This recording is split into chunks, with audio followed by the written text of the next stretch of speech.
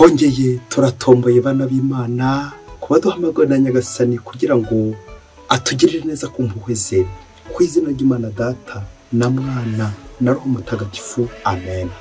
Amahoro bana b'Imana, ni muhumure, Imana iradukunda. Ije kutugirira neza kuri iki cyumweru cya mbere cy'igisibo tariki 22 Gashyantare 2026, ubwo tugiye guhura n'Imana ngaha amasomo ajya kuduhuza n'ab'ijuru. Isomo rya mu gitabo cy'Intangiriro umutwe wa 2 umurongo wa 7 kugeza kwa 9 n'umutwe wa 3 umurongo wa 1 kugeza kwa 7. Igihe Uhoraho Imana yaremaga ijuru n'isi, yabumbye muntu mu ibumba rivuye mu gitaka, amuhuha mu mazuru umwuka w'ubuzima, nuko muntu aba muzima. Ubwo Uhoraho Imana atera ubusitani iburasirazuba muri Edeni, ahatuza muntu yaramaze kumbabumba. Uhoraho Imana ameza mu gitaka ibiti by'amoko yose binogeye amaso kandi biryoshye. Ameza n'igiti cy'ubugingo mu busitani hagati, n'igiti cy'ubumenyi bw'icyiza n'ikibi. Inzoka yari inyagenge kureza izindi nyamaswa zose zo mu gasozi Uhoraho yari yarahanze. Ibaza umugore iti, koko Imana yaravuze ngo ntimukagire igiti cyo muri ubu busitani muryaho? Umugore asubiza inzoka ati, imbuto z'ibiti byo muri ubu busitani dushobora kuziryaho, naho ku mbuto z'igiti kiri hagati y'ubusitani Imana yaravuze iti, ntimuzaziryeho, ntimuzazikoreho, ejo mutazapfa. Inzoka ibwira umugore iti, gupfa ntimuzapfa, ahubwo Imana izi ko umunsi mwaziriyeho amaso yanyu azahumuka, maze mukamera nk'Imana, mukamenya icyiza n'ikibi. Umugore arareba asanga cya giti kiryoshye, kinogeye amaso kandi cyanashobora gutanga ubwenge. Asoroma imbuto zacyo aryaho, aho n'umugabo we bari kumwe, naho we ararya. Nuko amaso yabo bombi arahumuka, bamenya ko bambaye ubusa. Iryo ni ijambo ry'Imana. Zaburi ya 51. Nyagasani tugirira imbabazi kuko twagucumuyeho. Mana nyigira imbabazi ukurikije ineza yawe, kubera impuhwe zawe nyinshi umpanagureho ibyaha byanjye, nyuhagira hose ibicumuro byanjye, maze unkize icyaha nakoze. Koko nemeye ibicumuro byanjye, icyaha cyanjye kimpora imbere. Uwo nacumuyeho ni wowe wenyine, maze ikibi wanga mba aricyo nkora. Mana yanjye ndemo umutima usukuye, maze uvuguremo ibitekerezo biboneye. Ntunyirukane mu ntekure yawe, cyangwa unkuremo umwuka wawe uzira inenge. Ahubwo mba kwishimira ko nakijijwe, kandi nkomeze umutima wuje neza. Nyagasani bumbura umunwa wanjye, maze akanwa kanjye gatangaza ibisingizo byawe. Nyagasani tugirira imbabazi kuko twagucumuyeho. Isomo rya 2 niryo mu raporo mutagatifu yandikiye Abanyaroma umutwe wa 5 umurongo wa 12 kugeza kwa 19. Bavandimwe, icyaha cyadutse munsi gikuruwe n'umuntu umwe, kandi n'urupfu rukuruwe n'icyaha, bityo urupfu rucengera abantu bose kuko bose bacumuye. Koko rero na mbere yuko amategeko atangazwa, icyaha cyariho munsi, nubwo ntawe cyahama iyo nta mategeko ariho. Nyamara urupfu rwaraganje kuva kuri Adamu kugera kuri Musa, ndetse no kuba atakoze icyaha kingana n'icy'Adamu, ariho ushushanyaga wari ugiye kuzaza. Ariko neza ntigira ihuriro n'icyaha. Koko rero nubwo abenshi bapfuye bazize icyaha cy'umuntu umwe, ineza y'Imana n'ingabire y'ubuntu bw'umwe Yezu Kristo zasesekaye kuri benshi ku buryo busumbijeho. Kandi rero ingabe ntiyajyanwa n'icyaha cy'umwe, kuko icyaha cy'umwe cyaciriwe urubanza rwo gucibwa, nawe impuhwe zigiriwe ibyaha byinshi zigeza ku butungane. Niba koko urupfu rwaraganje rutewe n'umuntu umwe, rutewe n'icyaha cy'umuntu umwe, ku buryo busumbijeho, abahabwa ineza n'ingabire zitabarika z'ubutungane bazaganza mu bugingo babikesha umuntu umwe Yezu Kristo. Bityo rero nk'uko icyaha cy'umwe cyatumye abantu bose bacibwa, niko n'igikorwa cy'ubutungane bw'umuntu umwe kizatuma abantu bose bahabwa ubutungane butanga ubugingo. Koko rero nk'uko gutumvira k'umuntu umwe kwatumye benshi icyaha kibahama, niko n'ukumvira kumwe kuzatuma benshi baba intungane. Iryo ni ijambo ry'Imana. Nyagasani Yesu nabane namwe. Amagambo mu Ivanjili ntagatifu kwanditswe na Matayo umutwe wa 4 umurongo wa 1 kugeza kwa 11. Muri icyo gihe Yesu amaze kubatizwa ajyanwa na Roho Mutagatifu mu butayu kugira ngo ashukwe na Sekibi. Asiba kurya iminsi 40 n'amajoro 40, hanyuma arasonza. Nuko umushukanyi aramwegera aramubwira ati, niba uri umwana w'Imana, tegeka aya mabuye ahinduke imigati.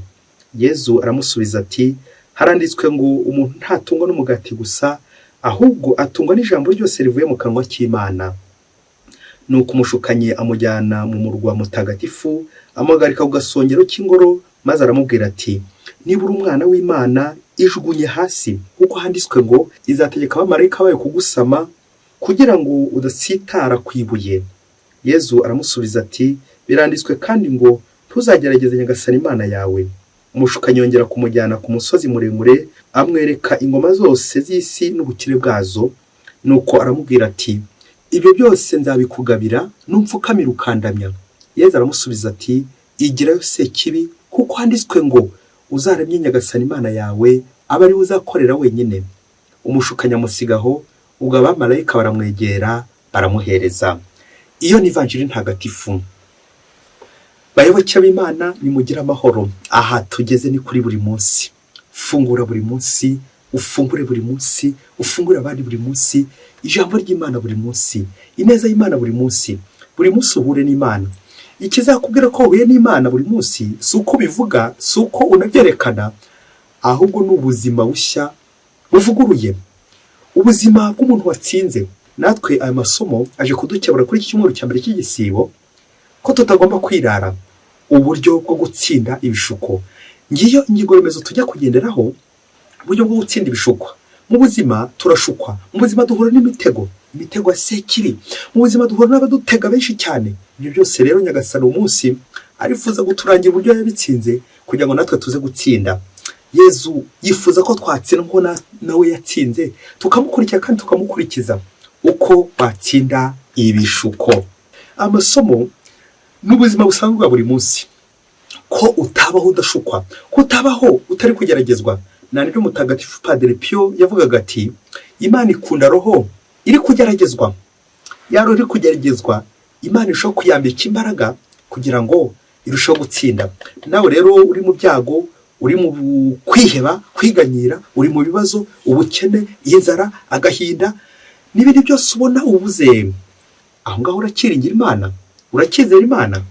Reka rero Nyagasani aguhe uburyo bwiza bwo gutsinda, kuko aho ngaho uri kubona byarangiye, hasigaye ukuboko kw'Imana.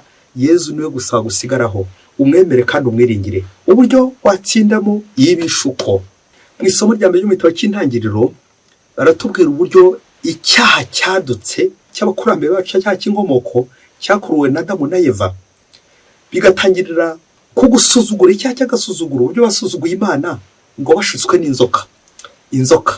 Inzoka mu muco w'Abayahudi kari akanyamaswa bafataga nabi kubera ubugome bw'inzoka, uko irumana igasenga abantu umara, kugira nabi. Ariko inzoka ntabwo tuyifata nk'ako kanyamaswa gusa ngo tugarukire aho ngaho, ahubwo inzoka irerekeza ku bugome, inzika, wa muntu ugira nabi. Ni bya bitekerezo binanone bishobora kuza mu mutwe wawe, mu mutima wawe, bikaba byakwangiza, bikangiza n'abandi. Ibitekerezo bibi ibyo ngibyo birarumana, bikarumana n'abandi. Rero gutsinda ibishuko ni cyagiye ibitekerezo bibi byaje bishaka kugusenya, bigasenya n'abandi, ni ukugatangira ukabihagarika vuba na bwangu, uba watangiye gutsinda. Nawe iyo bikomeje bikagurisha ku bikorwa bibi, uba watsinzwe nk'uko Adamu na Eva batsinzwe nyine n'umwanzi na Sekibi, ntibabasha kumvira. Hari icyo Imana yari yababwiye barangije bakirengaho, kurenga ku itegeko ry'Imana. Aho ngaho watangiye gutsindwa. Iri somo riratubwira uburyo Adamu na Eva batsinzwe kubera gusuzugura Imana.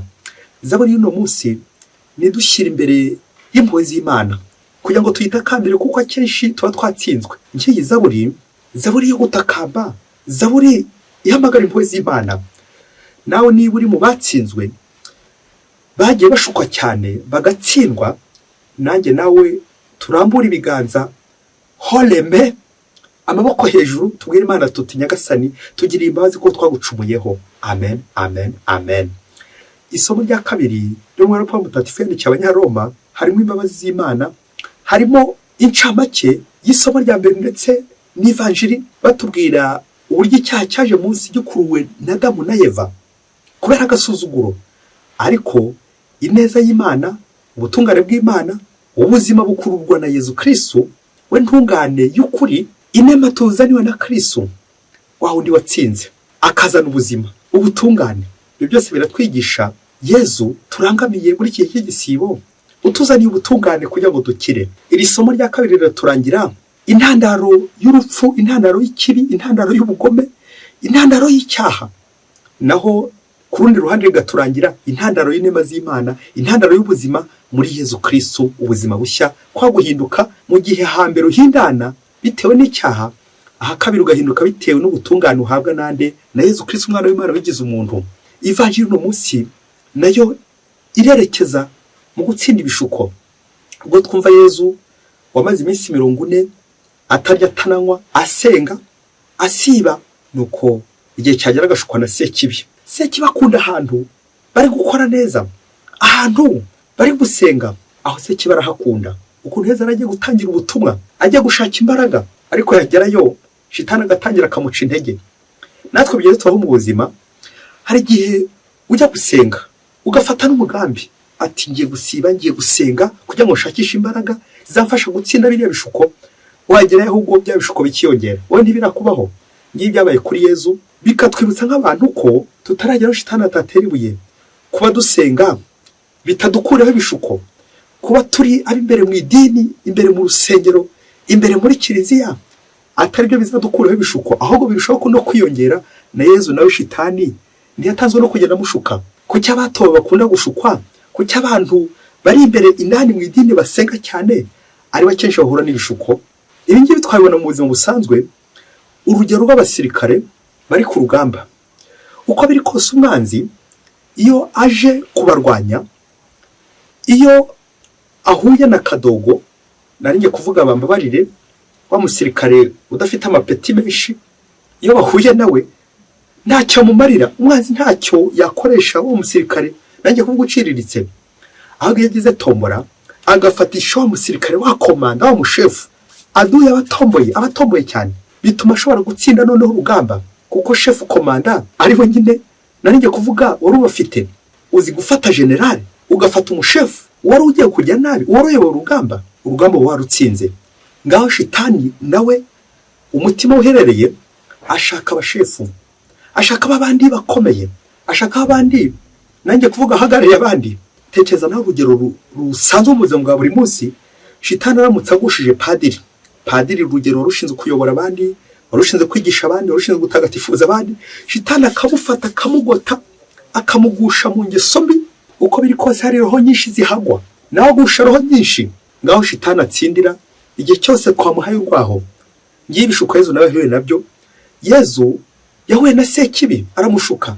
Nawe nanjye biradukebura kutirara no gutirata. Ibishuko bya Yezu bihiniye mu bishuko bitatu: igishuko cy'umubiri, igishuko cy'ubutegetsi, n'igishuko cy'ibyubahiro, les honneurs. Igishuko cy'umubiri niko ko shitani agenda atwongoshya ati ukora gutya kugira ngo utazapfa, nuko ibyinshi tukabikora kugira ngo ntidupfe, ntihagire icyo duhungabanaho, umubiri wacu ntuhungabane, umubiri wacu ntugire icyuba. Nuko tukagera muri icyo kinyaga cyo gusigasira umubiri wacu, inzara itaza kunyica, reka nkore kino, reka nibe, reka ndohe bino mu mubiri wanjye, hato umubiri wanjye utaza kwangirika, kurengera umubiri hato umubiri wanjye ntuze gupfa. Nuko tugashyiramo imigati, ya migati yo kwa Sekibi, ya mafunguro yose yo kwa Sekibi, tukaroha mu mubiri yacu. Ari no muvumo, ari naho tujya gusenyuka. Navuga gusenyuka kuri roho, tukazamura umubiri, roho yo tukayimanura. Igishuko gikunze gutubaho abantu benshi. Igishuko cya kabiri cy'ubutegetsi, aho twese kumva nzaba umushefu, nzaba umuyobozi, ugakikira ubuyobozi bwati ejo n'ejo bundi ntazaba umugati, batazankuraho, batanyaga, ukarushaho kwitwararika, bimwe ukabishyiramo amanyanga, ibindi ukamwamwanya ngo ejo batazagukuraho. Nuko ukomeza muri iyo nzira, ejo batankuraho. Igishuko cya gatatu ni igishuko des honneurs, ibyubahiro. Icyo cyanjye kitaza kurindimuka we, ndaza guseba we, bataza kunseka we. Nuko tugahera muri urwo ati bataza kunseka. Rimwe na rimwe tukaba twamenamo amafaranga kugira ngo icyubahiro cyacu ntikirindimuke. Icyubahiro cyawe ukagisigasira kugira ngo hataza kugira ugikoraho. Ngibi bishuko twese nawe nanjye bishobora kudufata rimwe na rimwe. Nyagasani iki cyumwe akaduhamagara ati nyaboneka mutsinde ibyo bishuko, mu bitsindishe ibyarishwe bitagatifu, mu bitsindishe imbaraga z'Imana. Bibiliya, kwa gusoma Bibiliya, imirongo ya Bibiliya. Reka dutinda cyane kuri iki gishuko cy'ibyubahiro. Ana umuzi ukomeye w'icyaha mu bashefu bose, wa mushefu twavugaga. Iyo wirase ushobora gukora ibindi byinshi bibi. Iyo wiyemeye, kwirata, kwiyemera, ni ukugahora usigasira uti bataza kunseka, kataza kunyemeraho. Fata agatambaro kawe, hari igihe waza gukenera kurira kubera ko inkuru njya gukubwira ushobora kuza gufatwa n'ikiniga bityo uze kwihanagura ubuzima bukomeze. Ngo umunsi umwe hirya kure cyane muri Afurika, umukobwa ngo yari mwiza kandi nawe abizi, akaba yarakundanye n'abasore bagera muri 4, ariko muri abo 4, 3 muri bo bari bararyamanye, umwe ariwe batararyamana, kandi uwo 4 niwe bitegura kurushingana bagashyingiranwa bakabana, umugabo n'umugore. Nuko igihe kimwe kiza gikogera ryari ryuko nyine kishe batarara bushyitsi, wa mukobwa agiye kubona embomate, agiye kubona arasamye, kandi uwo bazabana uwo bari kwigana bari kwitegurana umubano batararyamana. Nawe uzi ubwenge urumva nyine ko ahantu ndayaturutse muri babandi 3 bandi baryamanye. Ubwo igihe cyo gushyingirwa cyari cyegereje, kandi nuko wa mukobwa ashakisha uburyo bwose azaryamana naho umusore, arabishakisha arabibura. Nuko igihe kimwe kigeze, ntawamenye umugira inama, ntawamenye ibitekerezo ahantu byavuye, aramuhamagara maze amujyana ahantu hereye ati ngiye gukubwira ibanga wa musore bazabana, gufite ibanga rikomeye cyane kandi agusaba kutazigera urivuga, kuko niriyo banga mbitse n'umutima wanjye wose, kuko ndagukunda ku buryo ari wowe nyine nahisemo kuribwira. Gatekereza uburyo wa mukobwa agiye kubwira wa musore uburyo atwite. Nuko aramubwira ati umva rero, mfite masenge y'umurozi araruga cyane, kubera kugira ishyari ko wansabye yangiriye ishyari rikomeye cyane. Yavuze ko umunsi w'ubukwe bwacu azakuroga ukaba ikiremba, bityo ntuzabonane nanjye, ntituzabyare, ntituzigere tugira umwana, kuko azakuroga ku munsi w'ubukwe bwacu ukaba ikiremba. Nuko wa musore neza agira ubwoba ati koko niko bizagenda, hanyuma se dukora iki? Wa musore atekereje uburyo azapfa nta mwana afite, atekereje uburyo agiye kuzaba ikiremba kuri uwo munsi w'ubukwe bwabo. Nuko baratangira baratekereza, na wa mukobwa bati hasigaye se dukora iki? Nta kindi cyari gisigaye usibye kuryamana, kugira ngo ejo n'ejo bundi nyirasenge atazamuroga akaba ikiremba. Mubyeyi uranyumvira? Sinifuza kongera kugaruka nkubwira uburyo baje kuryamana aho ngaho, ntabwo ari byo nshaka kukubwira byose uko byagenze, nawe uri mukuru urabyumva. Sinifuza gukubwira uburyo baje gutsindwa cyangwa gutsindirwa n'icyo gishuko, nyuma yo kubona ko batazapfa batabyaye, birangira wa musore nyine aryamanye na wa mukobwa. Nuko wa mukobwa amaze kubona amaze gutsinda, wa musore birumvikana we ntiyatsinze cya gishuko, arakugendeye. Hari hasigaye uburyo bagiye gukora ubukwe ku buryo bwihuse. Ngo aragenda asanga wa musore wa mbere baryamanye, aramubwira ati umva rero, ubu ngubu mwite inda yawe, kandi urabona ko igihe cy'ubukwe cyegereje, ngiye gushyingirwa, kandi aho tuzashyingiranwa ntabwo turaryamana, ni wowe gusa twaryamanye mu buzima bwose. Niryo banga rero nari nje gukubwira, iryo banga rikomeye cyane.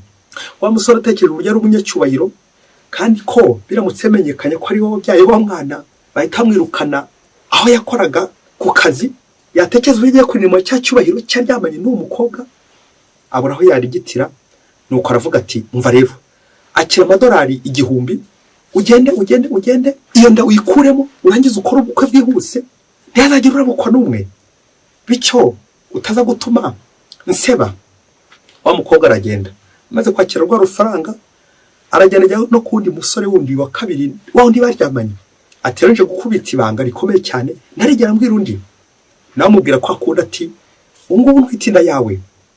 Wa musore ko yakora umunyacyubahiro ukomeye cyane, namukubita inote $1,000, $1,000 ati genda ukora ubukwe bwihuse, ariko ntuzamvuge, kandi riyendo uhita uyikuramo vuba uyirigise. Wa mukobwa aragenda. Bwa gatatu ajya no kuri wa musore wundi wa gatatu, namubwira bene aya magambo ko ari we gusa baryamanye, dore ko nawe yari umunyacyubahiro ukomeye cyane. Nawe kujya ngo icyubahiro gitari ndimuka, amukubita $1,000. Wa mukobwa rwa rufaranga rwose arukenyereraho, maze igihe kigeze abwira umusore ati maze rero twihutisha ubukwe, igihe cyageze. Niba uri kubyumva, wa mukobwa rwa rufaranga rugura ibintu bimwe, ibindi arayabika, ntuze kumbaza uburyo yakoresha amafaranga yose. Gusa icyagaragaye ngo yanda ntiyayikuyemo, kuko yahise nanone bwira wa musore w'abazabana ati umva rero ndatwite, hasigaye ko twihuta tudaseba, twihutisha ubukwe. ako kanya wa musore akibyuva undi bazabana ati sugire vuba tutaza guseba tujya mu rugo rwacu. Ubukwe bw'igitaraganya byahuti bahita bakora uko ako kanya ubukwe buraba, dore ko bari bafite n'amafaranga ahagije. Na n'ubu bishoboke ko bakibanye. Ntuze guhita imbaza uko wa mwana yaje kuvuka n'uwo asa nawe, ntuze guhita ubimbaza, ahubwo icyo nashakaga kukubwira nubwo buryo bwose bwatambutse bwaho ngaho buri wese ari gusigasira ibyubahiro bye, wa mwana uri mu nda bakamera amafaranga bakamwica kugeza igihe wa mukobwa asarurira ibifaranga byinshi kwa kundi yagiye abashyiraho bose abashyiraho.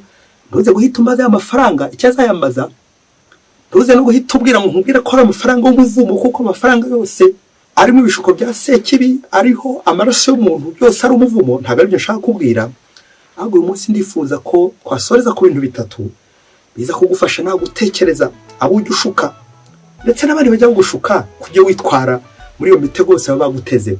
Icya mbere twakwibaza kuri uyu mukobwa, ese iyi nda koko ni yande? Bya bindi byo muri iki gihe muri iyi viziyo ati burya se w'umwana amenywa na nyina.